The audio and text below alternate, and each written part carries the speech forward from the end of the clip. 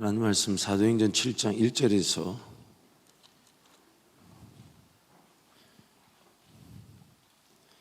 8절까지, 사도행전 1장 7절에서 8절까지 한 절씩 교독하도록 하겠습니다.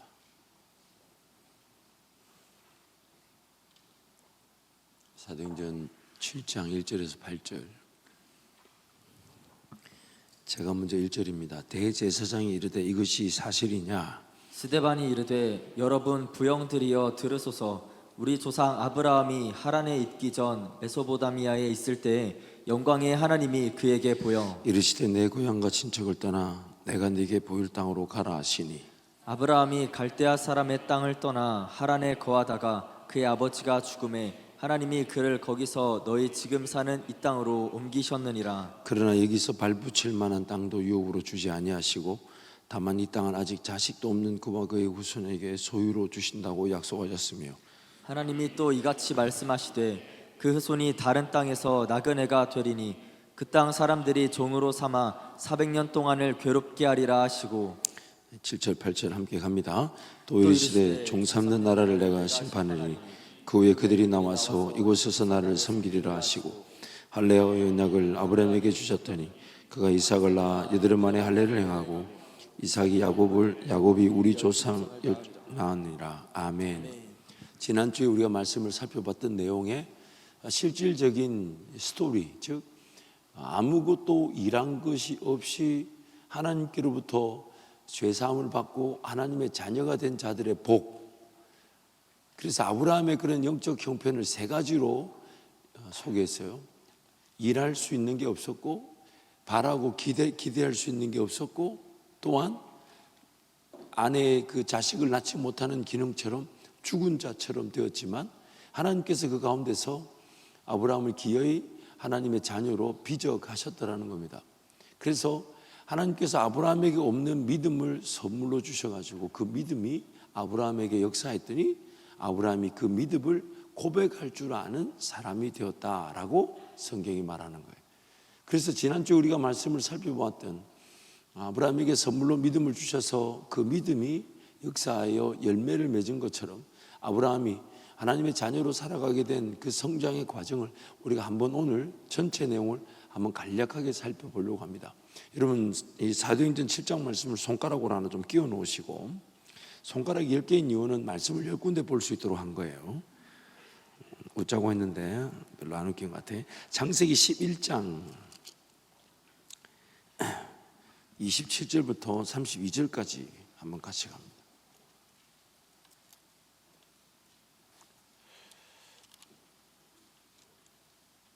창세기 11장 20절 32절 함께 갑니다. 시작. 데라의 족보는 이러하니라. 데라는 아브람과 나홀과 하란을 낳고 하란은 롯을 낳았으며 하란은 그 아비 데라보다 먼저 고향 갈대아인의 우르에서 죽었더라. 아브람과 나홀이 장가들었으니 아브람의 아내의 이름은 사레며 나홀의 아내의 이름은 밀가니 하란의 딸이요 하란은 밀가의 아버지이며 또 이스가의 아버지더라. 사레는 임신하지 못함으로 자식이 없었더라. 데라가 그 아들 아브람과 하란의 아들인 그의 손자 롯과 그의 며느리 아브라함의 아내 세레를 데리고 갈대아인의 우르를 떠나 가나안 땅으로 가고자 하더니 하란에 이르러 거기 거류하였으며 데라는 나이가 205세가 되어 하란에서 죽었더라. 그리고 오늘 방금 읽었던 내용 중에서 갈대아 우르에서 하란에까지 여행을 이끈 주도한 사람이 누구였습니까? 아브라함의 아버지 데라였나요? 아브라함이었나요? 성경을 다시 한번 보세요. 다시 한번 우리 31절 32절 함께 갑니다.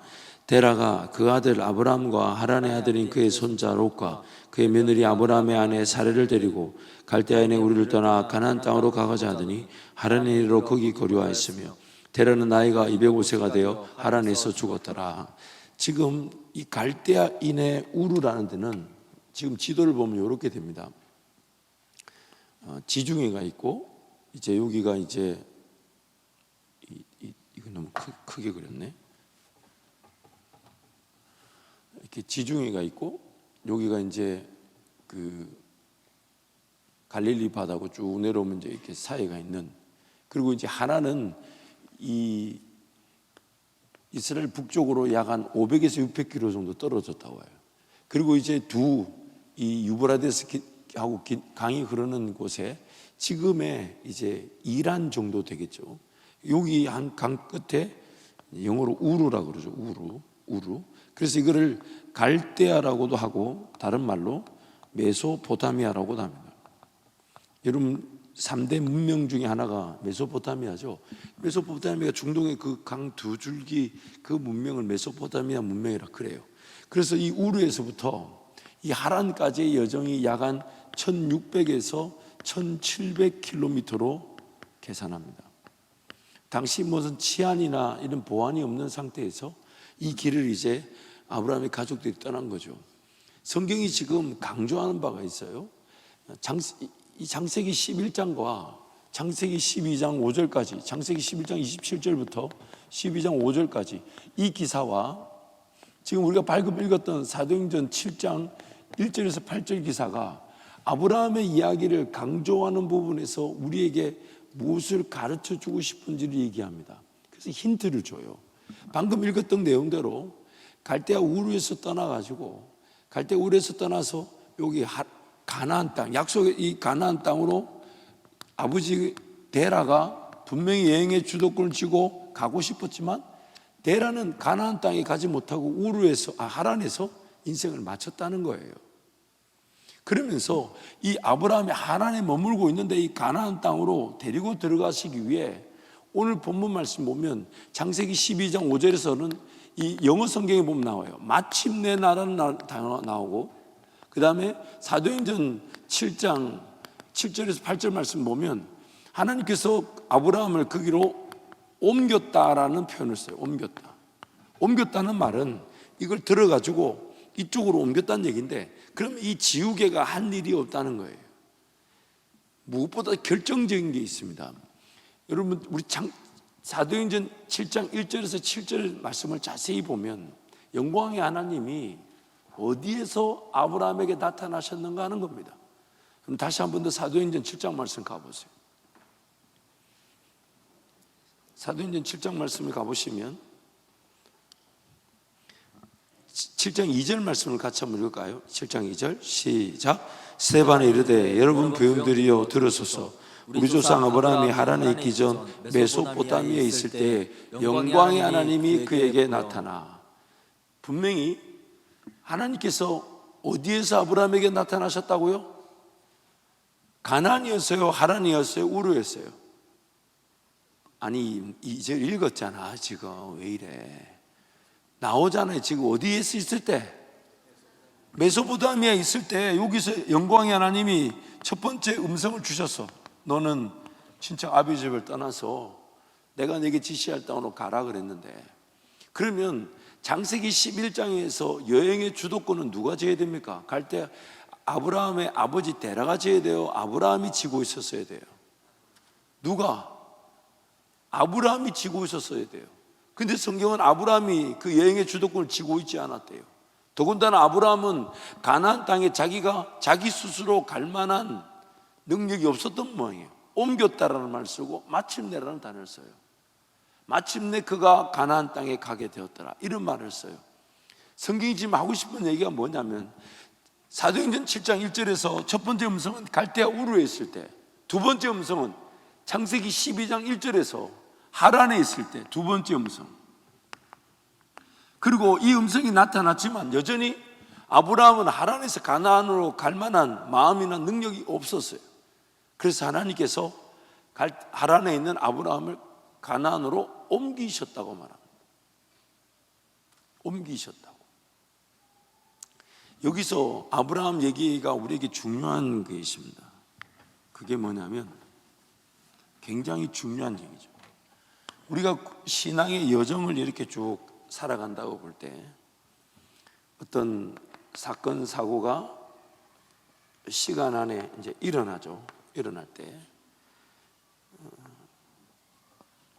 비정상적인, 거듭나지 못한 하나님의 자녀가 아닌 비정상적 삶에 빠져 있을 때가 있습니다. 하지만 하나님께서 우리를 택하셔서 어떤 사건을 통해 하나님 그분과 동행케 하실 때 우리가 점점 하나님을 이렇게 쭉 알아가지만 이거를 점진적 구원의 여정이라 그래요. 그래서 이걸 다른 말로 성화라고도 합니다. 하나님을 닮아가고 변화되어가는 과정이죠. 점진적이란 말은 어떤 급진적인 사건 사고가 없지 않아요. 하지만 급진적인 사건 사고가 나타난다 해서 우리가 변화되거나 우리가 새롭게 뒤집어지고 이런 게 없더라는 거예요. 무슨 얘기냐면 우리의 인격 때문이죠. 우리 인격이라는 것 자체가 하루아침에 뒤집어지고 바뀌어지지가 않는다는 거예요. 그래서 하나님께서 매일매일의 삶이 하나님 그분을 닮아가며 하나님을 경험할 수 있는 기회가 되기를 원하시죠. 내 인격이 하나님 음성을 들을 줄 알고 하나님을 사랑할 줄 알고 하나님을 섬길 줄 알고 하나님을 예배할 줄 아는 그 인격이 하루아침에 변화가 돼서 확 뒤집어지고 그렇게 하나님을 사랑할 줄 아는 존재가 아니라는 거예요. 그래서 이 점진적이란 말은 또한 우리에게 하나님께서 은혜의 기회를 주셔가지고 우리를 용납해 주시고 우리를 기다려 주시고 우리를 품어 주시고 또한 내가 실력 없고 능력 없는 줄 알아서 한 걸음씩 한 걸음씩 내가 갈 수 있는 걸음걸이를 걸어갈 수 있도록 도우시기 때문에 점진적인 거예요. 이게 급진적이었다면 오늘 우리는 이렇게 인격적인 사랑을 할 수 없는 존재가 되죠. 그래서 하나님께서 점진적인 구원의 여정을 가는 때 이 점진적인 구원의 여정 속에 이 아브라함의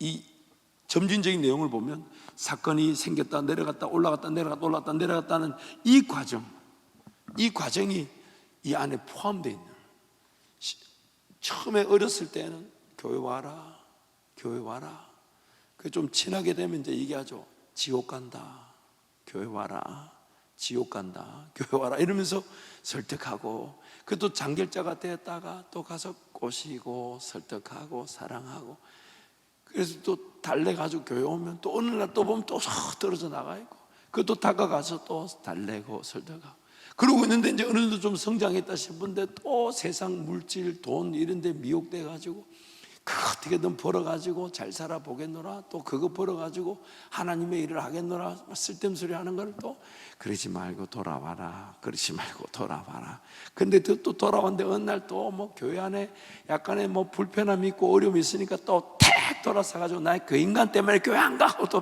뛰쳐나가는 걸 또 찾아가가지고 또 달래고 그게 아니고 그 인간 곧 천국 가니까 니라도 예수 믿어라 이러면서 이리 오라 해가지고 그 과정이 없는 사람이 없어요. 다 있어요. 그만큼 우리가 어리석고 그만큼 눈이 닫혀져 있고 그만큼 귀가 닫혀져 있는 거예요. 너무 재밌지 않나요? 오늘 밤이라도 내 인생이 끝난다면 우리는 하나님 앞에 다 설 텐데 그러면 뭐 하다 가야 되고 뭐가 즐거워야 됩니까? 여러분 농담이 아니라 여러분 나의 영적 건강도를 따져볼 때 가장 쉽게 따져볼 수 있는 기준이 뭐냐면 천국 가면 예배만 하고 기도만 합니다. 그렇죠? 천국 가면 예배만 하고 기도하는데 이 땅에서 그 예배와 그 기도가 재미없다면 천국 갈 필요가 있나요? 그만큼 우리가 영적으로 타락해서 뭐가 진짜 행복인지 뭐가 진짜 즐거움인지를 모른 채 살아가는 거예요. 그게 회복의 과정 속에 있는 거지. 그런데도 하나님이 날 기다려 주셔서 그래도 이만큼이라도 이 정도 수준이라도 용납되어진 것이 점진적 구원의 과정인 거예요. 그래서 사도행전 이제 11장부터 25장까지 이제 아브라함의 얘기가 쭉 나와요. 그 아브라함의 기사를 보면 하나님이 억지로 그냥 분명히 갈대아 이 우르에서 얘기하셨지만 못 알아듣고 하란에서 겨우 얘기해가지고 겨우 가나안 땅으로 들여 넣어놨더니 그래서 이제 딱 들어왔어. 이제 하나님과 동행해야 되는데 아니 이 인간이 또 12장에 보면 하나님께서 가나안 땅에 어떻게 해서 자기를 끌고 왔습니까? 그거 끌고 왔으면 감사한 줄 알고 거기서 예배를 드리며 하나님 나라 이루어야 되는데 거기서 먹고 사는 문제에 기근이 생기고 어려움이 생기니까 어디로 갑니까? 어디로 가요? 애굽으로 내려가 버려. 애굽으로 가면 됩니까? 안 됩니까? 아니 가면 돼요? 안 돼요? 안 되지. 죽거나 사나 가나안 땅에 머물러야 되는데 그럴 실력이 없는 거예요. 그 애굽으로 갔더니 세상에 애굽으로 가자마자 고민이 돼요. 자기 아내 사례가 이뻐가지고 이방인 나를 저 아내를 취하기 위해 자기를 죽이고 아내만 뺏어가는 거 아니야. 그래가지고 아내를 또 뭐라고 속입니까? 누이라고 속이잖아요. 누이라고. 예, 누이. 누나, 여동생이라고 하라고. 그래가지고 바로 왕이 자기 아내 사례를 여동생인 줄 알고 취해가지고 자기한테 엄청난 부를 주고, 근데 기어이 그거 어디 구석에서 자기 아내 사례를 끌어안다가 들켜가지고, 근데 웃기죠. 하나님께서 바로 왕에게 경고하셨어요. 너 아브라함 건들면 죽는다. 아니, 거짓말한 거는 누굽니까? 거짓말은 누가 했어요? 아브라함인데 욕은 바로가 먹었어. 왜냐하면 아브라함의 영적인 형편, 영적인 수준 자체가 그런 하나님의 은혜를 부여잡고 인내하고 그럴 만한 형편이 아니기 때문에, 거짓말하지만 하나님께서 보호해 주지 않으시면 살아남을 수 없는 죄인됨의 상태였어요. 그래서 욕은, 거짓말은 아브라함이 했는데 욕은 바로가 먹었어. 근데 재미있는 것은 이때 거짓말해가지고 바로가 엄청난 부를 줘가지고 그 부를 안고 다시 이스라엘 땅으로, 가나안으로 돌아옵니다. 그래서 가나안 땅에 돌아와서 머물고 있는데, 거기서 또 자기 조카 롯이 사로잡히러 가니까 고작 318명으로 당시 부족국가 9개 나라, 4개 나라, 5개 나라가 서로 싸움을 치르는데, 소돔과 고모라가 속한, 즉 조카 롯이 사는 소돔과 고모라가 속한 그 나라가 대패하죠. 근데 고작 318명 데리고 와서 승리합니다. 승리. 누가 도우셨다는 얘기예요? 하나님께서 그의 삶에 개입하셨다는 것을 계속해서 강조해요.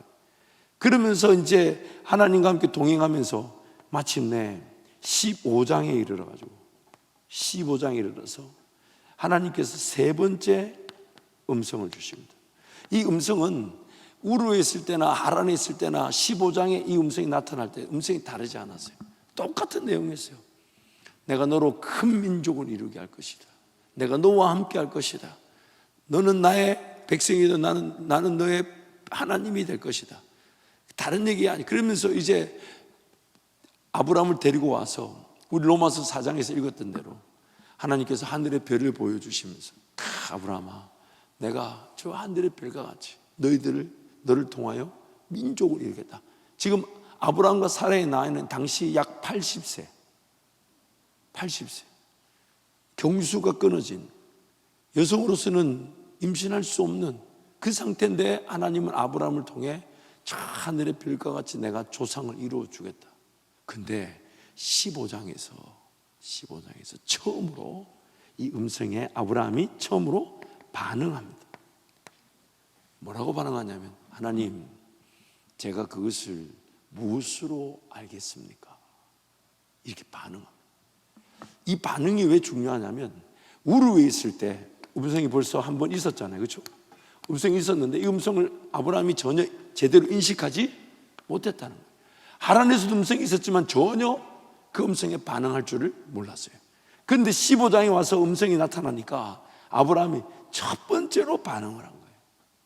내가 그걸 무엇으로 알 수 있겠습니까? 이것이 왜 중요하냐면, 우리의 인생길에도 보면 하나님이 나를 붙들고 계신 분명한 손길이 있었는데, 하나님의 음성이 있었는데 내가 그걸 못 알아들은 거예요. 못 알아듣고 오늘까지 온 거예요. 그러므로 아브라함의 인생의 여정은 하나님과의 동행의 관계인데, 이 동행의 핵심이 뭐냐면 무엇을 분별할 줄 아냐? 음성을 분별할 줄 아는 거예요. 이게 아브라함의 성장의 최고 포인트였어요. 그래서 마침내 아브라함이 이 음성, 세 번째 음성이 나타나니까, 이 음성이 예전에 내가 갈대아 우르에 있을 때도 들렸던 것 같고, 하란에서도 들렸던 것 같고, 또 말씀하시네. 이분이 과연 누구지? 첫 번째 반응을 그러니까 결국 이 아브라함의 반응을 만들어낸 것은, 포기하지 않고 갈대아 우르에서든 아니면 하란에서든 끊임없이 말씀하셨던 하나님, 끊임없이 말씀하셨던 하나님, 그 하나님이 기어이 그 음성이 아브라함에게 들려지도록 역사하셨던 거예요. 그래서 아브라함이 반응을 하니까 하나님이 놀라셔가지고 네 번째 음성을 그 15장에서 또 주시죠. 뭘 주시냐면, 아브라함이 뭐 그걸 듣고자 했던 것도 아닌데 하나님, 이런 거죠. 하나님 혼자 신이 나가지고 못 알아듣던 인간이 드디어 그 음성을 말하는 하나님께 대해 자기가 반응했다는, 하나님 보실 때 이런 거예요. 마치 아기가 태어났는데 아기가 이제 막 누워가지고 젖만 먹고 있다가 엎어지기도 하고 기기도 하고 걷기도 하는데 어느 순간 입으로 아빠 하고 엄마 하고 찾을 때 그 아빠 엄마 하는 걸 들으는 그 부모 마음이 막 기뻐가지고, 그래가지고 막 엄마끼리 아빠하고 엄마끼리 저끼리 막 이상한 짓을 하잖아요. 아빠를 먼저 불렀다는 둥, 엄마를 먼저 불렀다는 둥. 근데 지금 아브라함이 그 반응을 했을 때 하나님 입장에서는 그게 신기한 거예요. 이제 마침. 그래서 성경이 이렇게 말한 거예요. 아브라함이 일한 게 있다 없다? 아브라함이 일한 게 있다 없다? 없다는 거예요. 없다는 거예요.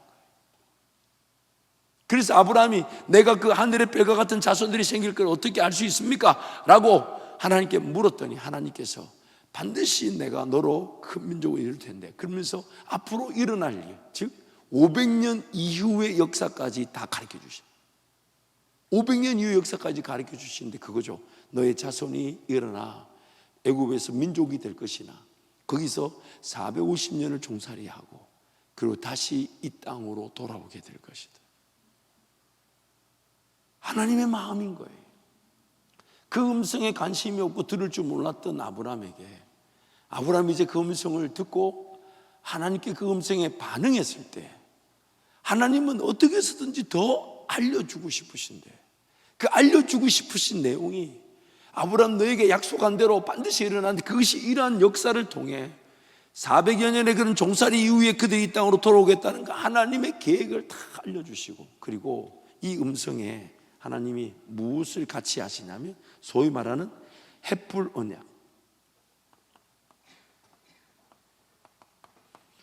언약을 체결하십니다. 비둘기를 쪼개 놓고, 그래서 아브라함에게 비둘기를 잡아서 쪼개어서 단 위에 올려놔라. 그리고 이제 하나님을 기다립니다.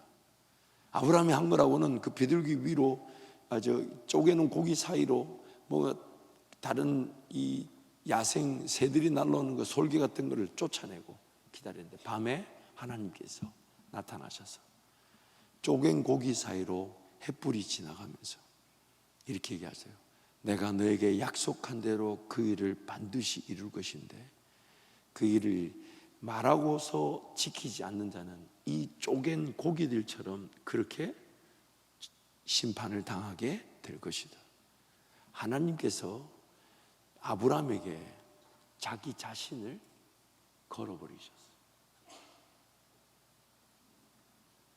하나님께서 그렇게 하지 않으셔도 되는 그분이, 하나님께서 우리에게 복 주시겠다고 약속하신 말씀을 반드시 이루시겠다라는 그 일에 하나님 그분이 자기의 모든 걸 걸었어요.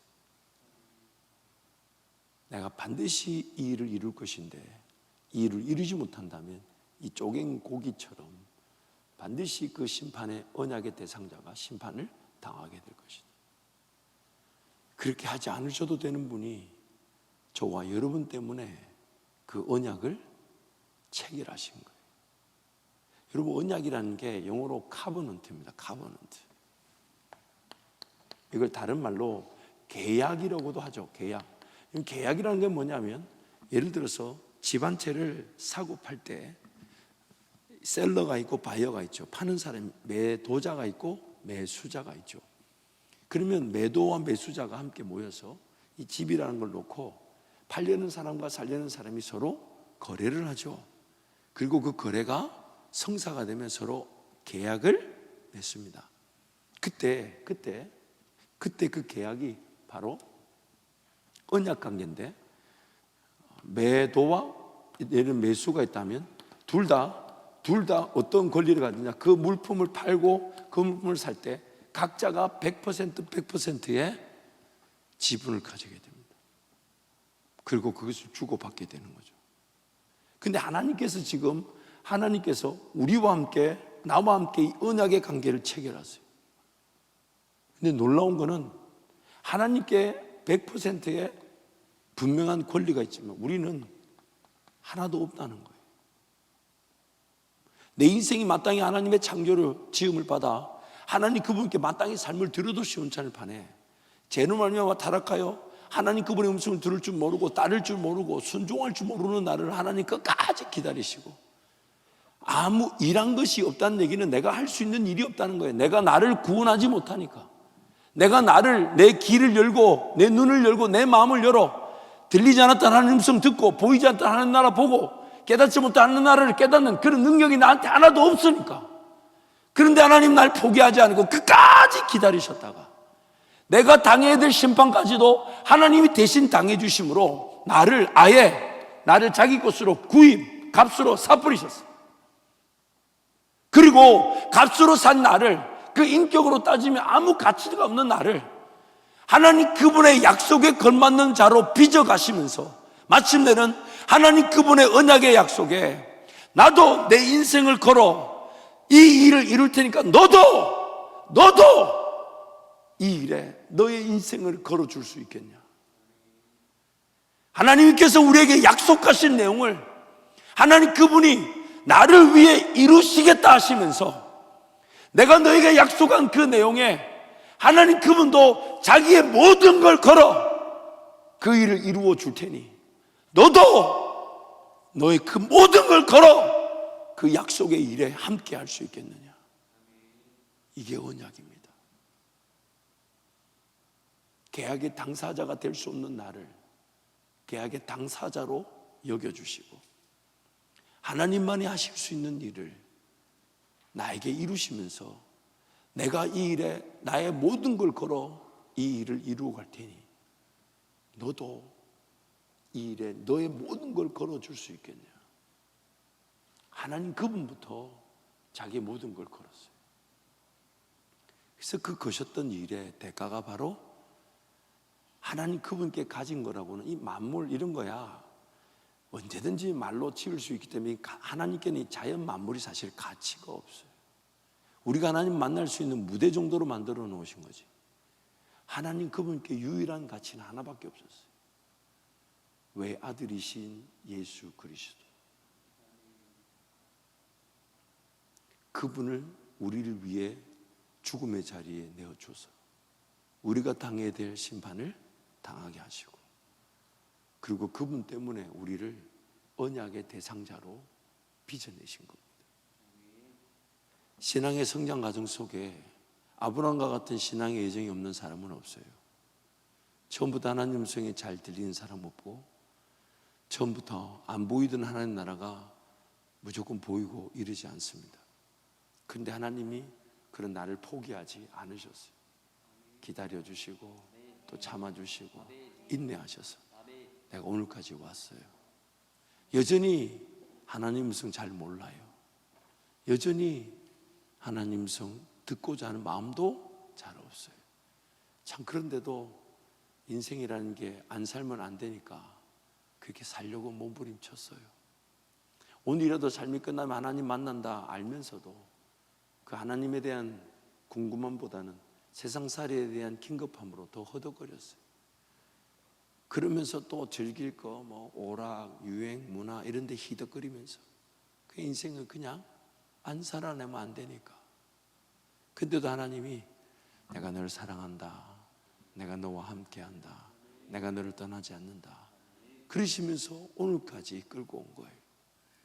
그래서 누군가는 지금 하나님 음성이 궁금해지기 시작하고 하나님 음성을 사모하고 혹은 누군가는 하나님 음성을 듣기도 하고 또 하나님의 음성 앞에 귀를 기울이기도 하죠. 그러면서 하나님께서 때가 되면 내가 성장하여 내가 하나님 정말 하나님 저도 하나님 한 분이면 충분해요. 그러면 하나님께서 나에게 나를 통해 이루어 가실 하나님 나라를 얼마나 보여주고 싶어 하시는지 얼마나 그것을 던져주고 싶어 하시는지. 그래서 오늘 우리 신앙의 여정은 아까 얘기했던 대로 음성을 분별하는 거예요. 그래서 로마서 12장 말씀에 뭐라고 얘기합니까? 너희가 하나님 앞에 하나님의 선하시고 온전하시고 기뻐하신 것이 무엇인지 분별하도록 하라. 그것이 1절 말씀 보니까 12장 1절에 그 분별이 바로 너희가 하나님 앞에 드릴 몸으로 드릴 산제사 거룩한 예배라고. 나의 예배는 물론 이 순간에 드려진 이 예배가 우리 공동체적 예배로 하나님을 예배하는 것이지만 우리의 예배는 삶 전체가 하나님과의 동행을 통해 하나님 음성을 들을 줄 알고 그 음성에 따라 하나님 그분이 어떤 일에 목숨을 다하시고 계시고 또 나도 어떻게 삶을 걸어 하나님과 동행할 수 있는지, 그게 인생의 기회입니다. 그게 인생의 기회예요. 천국 가면 이 땅에서 들리지 않았던 하나님의 음성만큼 안타까운 일이 어디 있을까?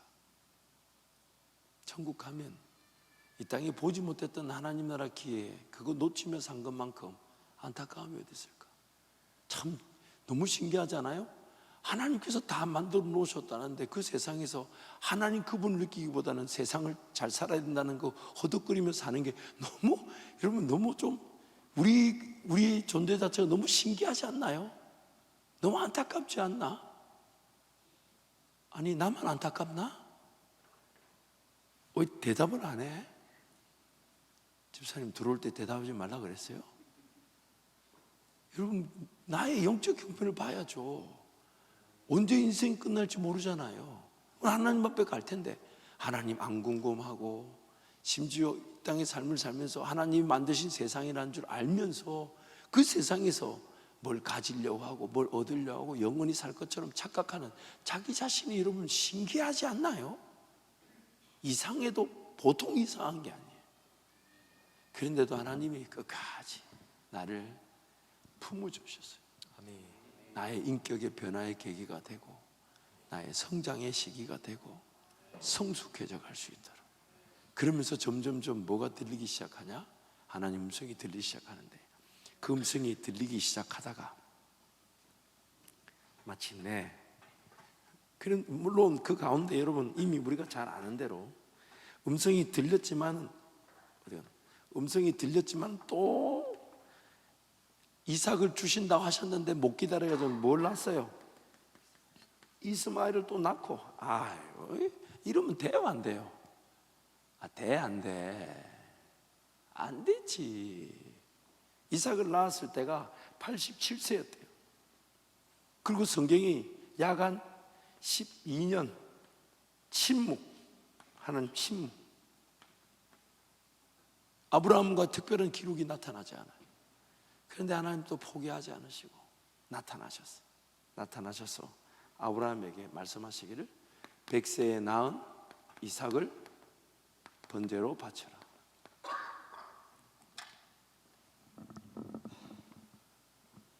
이걸 지난주 로마서 4장 말씀에 이렇게 말해요.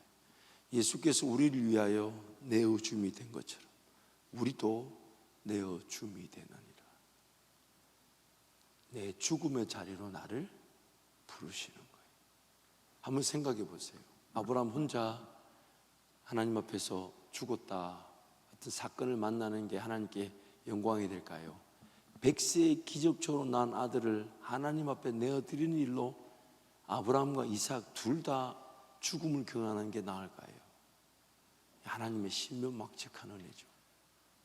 더군다나 여러분 기억하셔야 될 게, 아브라함은 이 당시에 무슨 성경이 있었거나 예언자가 있지 않았습니다. 그런데 100세에 낳은 아들을, 그것도 산제로 번제로 드리라는 그 음성을 아브라함이 들을 수 있었다는 거예요. 그리고 아무도 그것을 확인시켜 주거나 그것을 증명할 방법이 없는데 하나님의 음성인 줄 알고 순종할 수 있었다는 거예요. 누가 그를 그렇게 만든 겁니까? 누가?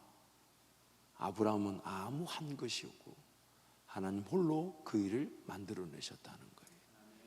오늘 우리 인생길이 그렇게 걸어가는, 하나님 음성을 사모하고 듣고자 하지만 잘 안 들리지만 또 인내하고 또 걸어가고 인내하고, 그러나 음성을 듣고자 하는 일에 목표를 둘 때 반드시 들리게 되는데, 그리고 그때 하나님께서 들리는 그 음성으로 그 누구에게 주지 않으셨던, 그러나 내가 예수 그리스도의 죽음처럼 죽음의 자리에 설 수 있도록,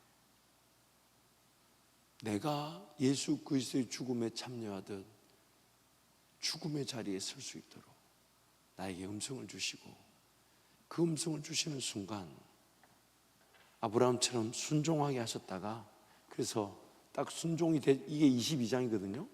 순종이 되면 24장에 딱 보면 이렇게 말해요. 아브라함의 범사가 형통했더라. 뭘 더 가지고 뭘 더 얻어서 행동하는 게 아니라 하나님의 음성을 들을 줄 알고 어떤 음성인지 순종하게 되는 순간 그의 삶은, 남은 삶은 더 이상 세상적인 가치로 휘둘리지 않는 겁니다.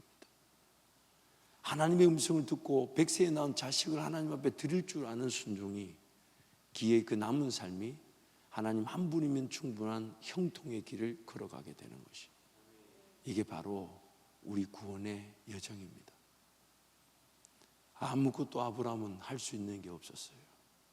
근데 하나님께서 아브라함에게 믿음을 주시고 기회를 주시고 음성을 주시고 못 듣는 놈을 끝까지 자충우돌 사건 사고 속에서 지켜주시고 오히려 그에게 전화 위복이 되게 하시고 오히려 그에게 그가 한 거짓말로 오히려 하나님의 은혜가 뭔지를 알게 하시고 하나님 그분께서 지키시는 삶으로 성장해 가게 하셨다가 마침내 하나님께서 무엇을 말씀하시든지 들을 줄 알고 하나님 그 말씀에 자기의 전부를 걸어 순종할 줄 아는 자, 마침내 하나님께서 계약의 당사자로 부르셨다가 그 계약의 당사자가 어리고 연약한데도 그 계약의 당사자인 아브라함이 성장하여 하나님과 마치 동등된 계약의 이행자로 하나님 그를 빚어내시는 것, 이게 바로 오늘 우리 인생이에요. 그러므로 이 절차, 이 여정을 기억하면서 우리가 사모해야 될 게 뭐냐면 하나님의 음성을 듣고자 하고 그 음성이 나를 빚어내 주실 거고 그 음성이 나를 성장시켜 주실 거고 그 음성이 내 길을 인도해 주실 거고 그 음성에 내가 순종할 줄 알아 무엇이든지 말씀하시는 대로 삶을 내어줄 줄 아는 그것이 복입니다. 그것이 행복입니다. 단순히 어떤 미래의 길을 점치기 위해 듣고자 하는 음성이 아니라 내 삶 자체가 하나님 그분에 걸맞는 존재로 빚어져 가는 인생. 하나님 나에게 무엇이든지 말씀하고 싶어 하시고 나는 그 음성에 무엇이든지 듣고 순종할 줄 아는 것, 그게 인생의 참된 복이 되는 것이죠. 그러므로 이 아브라함의 그 믿음, 그것은 그가 믿음의 조상이 된 이유는 그가 뛰어나고 탁월해서가 아니라 우리도 아브라함과 같은 영적 형편에 처해 있는데 하나님께서 아브라함을 그의 믿음을 고백하며 믿음대로 살게 만드신 것처럼 우리도 그 믿음대로 시작하여 그 믿음대로 역사하여 그 믿음을 고백할 줄 알고 그 믿음으로 사라지는 인생으로 빚어 가시겠다는 것을 먼저 보여주셨기 때문에 그가 믿음의 조상이 된 거예요. 그러므로 오늘 이 젊은 날 인생의 목표를 어디다 둬야 되냐면 뭔가 일을 잘 감당하고 열심히 살고자 하는 것, 그것도 중요해요. 그 과정도 분명히 필요하고 그 훈련도 필요하지만 하나님의 음성을 듣지 못한 채 최선이 아닌 하나님의 음성을 듣고자 하는 일이 우선이 된 그리고 나에게 주어진 삶의 최선이 될 때 반드시 하나님의 음성에 따라 여러분도 빚어지게 됩니다. 인생을 허비하지 않게 됩니다. 아브라함의 인생을 이 100세에 낳은 아들 그리고 약 한 115세에서 120세로 추정한다면 38년이에요. 한 약 38년이에요. 여러분 38년 어디서 많이 듣지 않았어요? 예수님이 베데스다 목가에 병이 있어 연못에 물이 동하면 누구든지 먼저 들어가면 낫는 줄 알고 옆에 목가에 기다렸던 병자 중에 38년 된 이가 있었대. 근데 왜 38이라는 숫자를 강조하냐면 이스라엘 백성들이 애굽에서 나와 광야, 홍해와 광야를 지나서 약속의 땅에 가게 된 그 시점부터 약속의 땅에 들어가지 못하여서 약속의 땅에서 거절하여 그들이 광야를 산 시간이 약 38년입니다. 약 38년.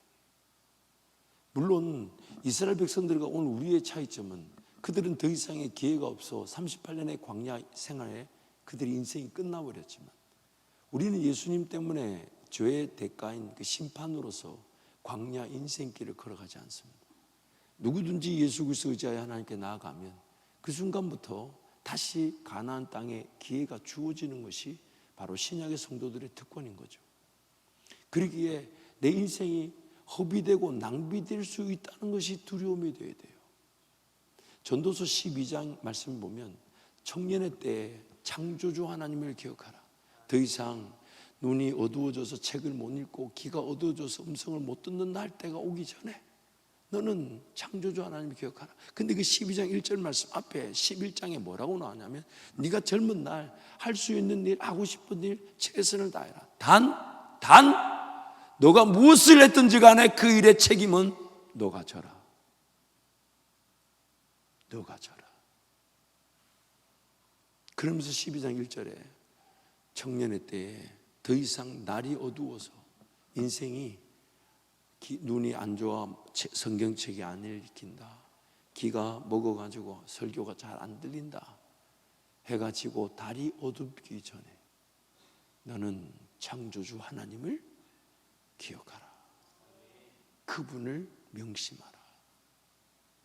뭔가 할 수 있고 하고 싶은 일을 행할 수 있지만 그거 전에 하나님께서 기뻐하실 일, 그래서 로마서 12장 말씀처럼 하나님의 선하시고 기뻐하시고 온전하신 뜻이 무엇인지 분별하는 것, 그게 내 인생을 지키는 길이니까 그 음성을 듣고 그 음성에 반응하고 그 음성에 따라가고 아멘. 그 음성에 순종할 때 나도 모르는 사이에 하나님 그분이 나를 위해 일해 주실 때 자기의 모든 걸 걸어 희생하며 일해 주신 것처럼 나도 나의 모든 걸 걸어서 하나님을 사랑하는 거죠. 그래서 예수님이 인생 최고의 은혜가 마음과 정성과 뜻과 힘과 목숨을 다해 주 너의 하나님을 사랑하는 것이니라. 그게 인생 최고의 은혜인 것입니다. 귀한 청년의 때 여러분 하나님의 은혜의 기회 놓치지 마십시오. 하나님의 은혜의 기회를 놓치지 마십시오. 내가 믿어지지 않아도 절대적인 진리는 인생이 언제든지 끝날 수 있고 하나님 앞에 설 수 있다는 겁니다. 그때 내가 뭘 했는지 뭘 열심히 살았는지 이게 중요하지 않아요. 얼마나 하나님의 음성 앞에 동행하며 살았는가, 그 한 가지만 남게 될 건데 그 하나님과 동행하면서 듣고자 하고 따르고자 하고 그 하나님을 느끼고자 하고 경험하고자 하고 맛보고자 하고 아멘 안 하니까 내가 설교가 계속 길어지잖아. 목사 설교가 길어지는 건 오로지 성도들 때문이에요. 아멘 아멘 해주면 알아들었는가 보다. 끝내야 되는데 아멘 안 하니까 아하. 그리고 또 여러분 몇 명이니까 이렇게 보고 있으니까 저 못 알아들었다, 저 못 알아들었다, 저 어떡하면. 그러니까 설교가 자꾸 길어지잖아. 저도 1부, 2부, 3부 설교하고 죽을 지경이에요. 지금 소리가 고함도 못 지르겠고 힘들어요. 빨리 끝냅시다. 평생이 하나님 음성 들을 기회인 줄 알아서 아멘. 하나님 음성을 듣고 하나님 음성에 기뻐하고 하나님 음성에 무조건 순종하여 아멘. 내가 그 죽음에 처해질지언정 나를 부활시켜 주시는 그 하나님의 은혜에 거듭나는 인생이 되기를 축복합니다. 아멘.